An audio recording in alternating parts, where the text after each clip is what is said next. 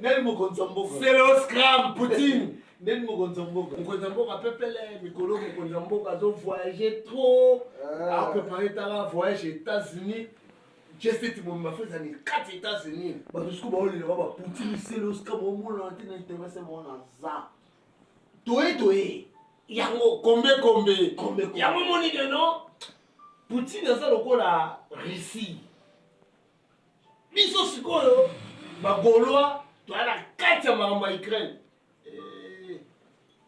C'est Léo Poutine.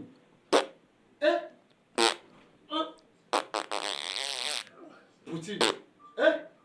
C'est Léo. Oh, pente trop bonne.